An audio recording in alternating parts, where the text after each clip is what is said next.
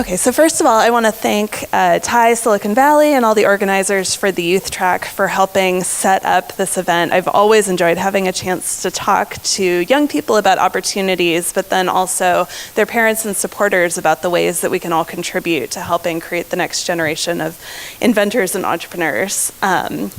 So I won't go too much into what the foundation does because we got a pretty good introduction there. But I will say for myself, again, I am focused on creating regional systems that help cultivate pathways for young people to follow, again, from education to enterprise. We do our grant making right now on that in Oregon because I like to be very hands-on, but really with a vision towards creating opportunities for young people in all regions all around the world. We first got involved with Ti when I met Nitin Rai probably in 2015. He was just beginning the Oregon version of the Ti Young Entrepreneurs program and was sharing that he had found a pain point where the people who were participating were doing a great job. They were really inspired entrepreneurs, and they were all coming from the wealthy high schools in the Portland metro area.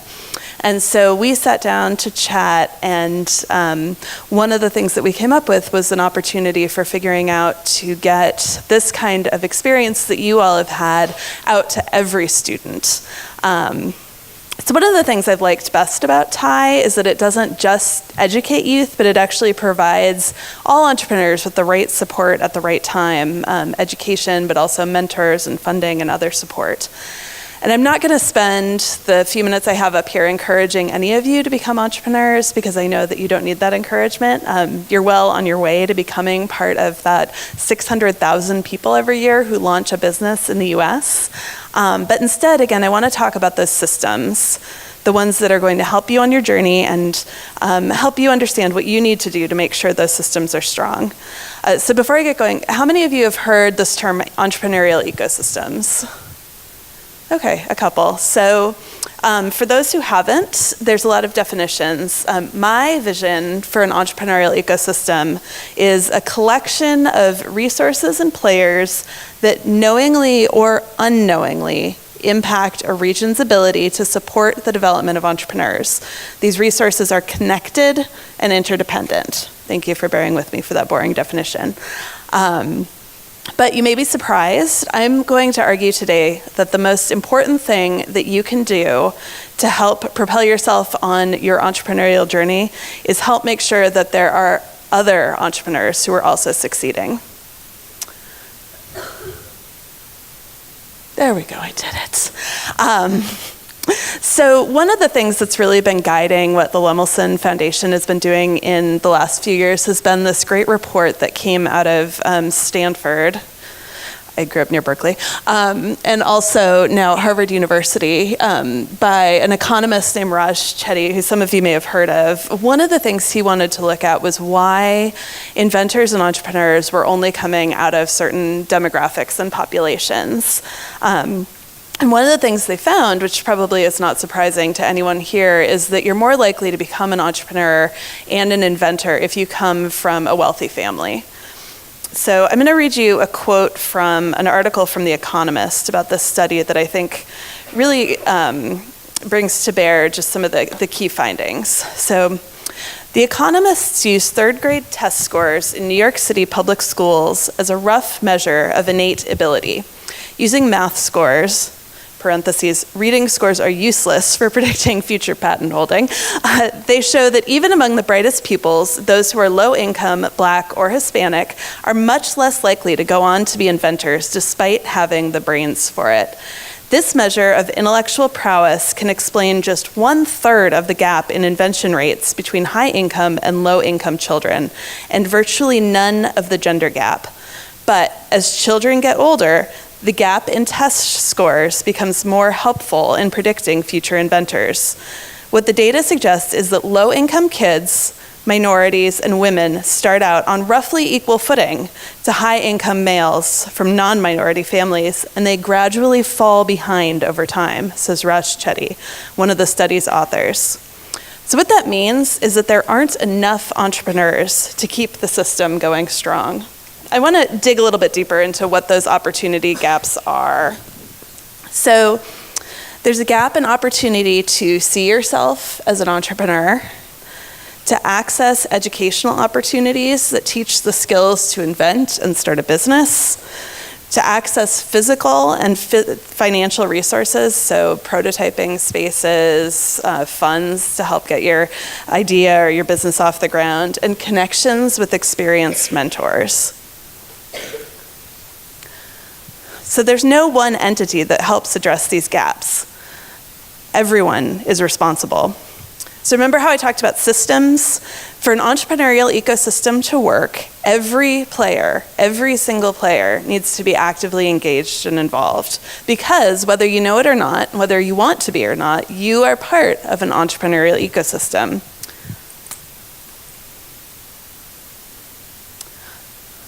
All of our decisions and strategies, whether we're an entrepreneur, an investor, government, an inventor, or even someone from philanthropy, directly or indirectly impacts every other entity in this system. So think about it this way. This is kind of a silly example, but bear with me. You wouldn't necessarily connect the work of a high school teacher and an angel investor if you were thinking about connections within a system. But let's say there's an investor and they decide not to invest in a company that's in a community. That community then isn't going to have a lot of growing businesses if they can't find investors. And businesses that are looking to grow might move away where they can find more funding, more talent, et cetera. Which means that when that teacher thinks, oh, I'm going to bring an entrepreneur in to talk to my students and get them thinking about that possible pathway, that teacher can't find anyone. There's no one local, there's no one that looks like their class. And so none of those kids are going to think, hey, I want to be an entrepreneur when I grow up. And then there's very little business formation in the community. So as I mentioned, that's an overly simplified example, but it's more fun to think about the opposite scenario. I was going to tell you a little bit more about the Raj Chetty study that I cited earlier. So if women and people of color had the same resources overall as white males, and this is according to that study, Who Becomes an Inventor in America, the amount of innovation that happens in the US would quadruple. And so that innovation means new businesses, new jobs, new opportunities, and new economic growth. And so if you imagine that teacher being able to bring someone in to be an example for their students and really get those students who come from those marginalized populations engaged in entrepreneurship and invention, everyone would benefit. So I had a conversation recently with a government economist in Oregon, if you guys are curious about a job that sounds more boring than mine. And what he said about inventive startups is that if we can cultivate the growth of inventive startups, we'll see more productivity in the economy. And for those of you who've recently taken microeconomics, you probably remember this, but economic productivity means units of output per units of input. So the number of inventions per entrepreneur or scientist. The growth in productivity helps make wages get higher. Higher wages mean better purchasing power and a healthier tax base. More purchasing power means entrepreneurs can access more markets, more people have more money to spend, and more capital is available. And more government revenue means better educational resources. And all of that means better markets, better capital, better education, means more entrepreneurs, more inventors, more innovators, which starts this whole cycle over again. But we're not going to see that cycle at scale unless we make entrepreneurship accessible to everyone, independent of gender, race, geography, or socioeconomic status.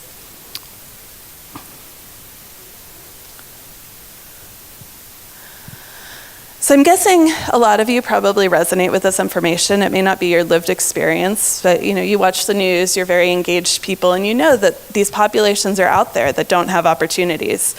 But you might be asking yourself, I'm just a student, I'm just getting started myself, what can I possibly do to make any kind of difference in this situation? But remember how I said all of us are part of an entrepreneurial ecosystem, whether we like it or not, and how every entity, including young entrepreneurs, has a role to play.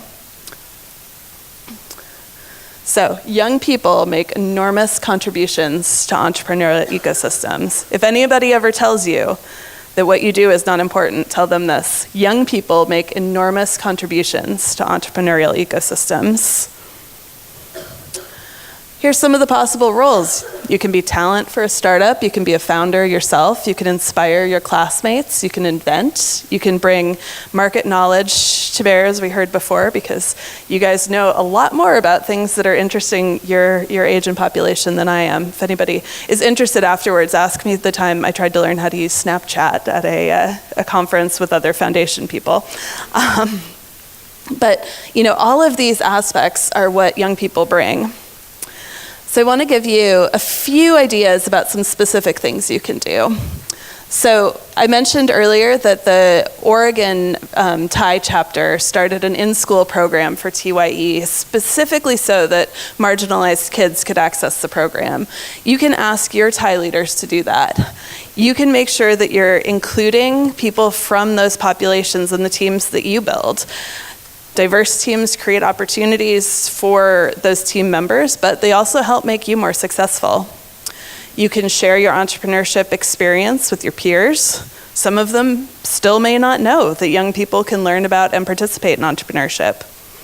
You can ask your chapter leaders to speak at low-income schools where students don't learn about entrepreneurship as a career pathway. That inspiration can actually make a transformational change in someone's life. And then finally, you can ask your elected officials to promote entrepreneurship in education. So adults, you are not off the hook. You have a role here too. So all of you, especially those of you who are entrepreneurship and business leaders, need to think about this. Young people play a variety of roles in your success. They can be your customers, they can innovate for you, they can be talent, and someday some of them may even be investors by the age of, 27 you said? So, making sure that youth have as many opportunities as possible is incredibly important, because it means that you will have more of these resources that you can bring to bear for the success of your own business. So what can adults do? You can start or support a TYE chapter. You can speak at schools that don't normally have access to entrepreneurial mentors and speakers. You can act as a mentor to a young, aspiring entrepreneur, particularly one that doesn't have access to the types of mentors that are needed for business success. You can advocate for entrepreneurship and invention education in your local schools to make sure that during the school day, kids are gaining these skills.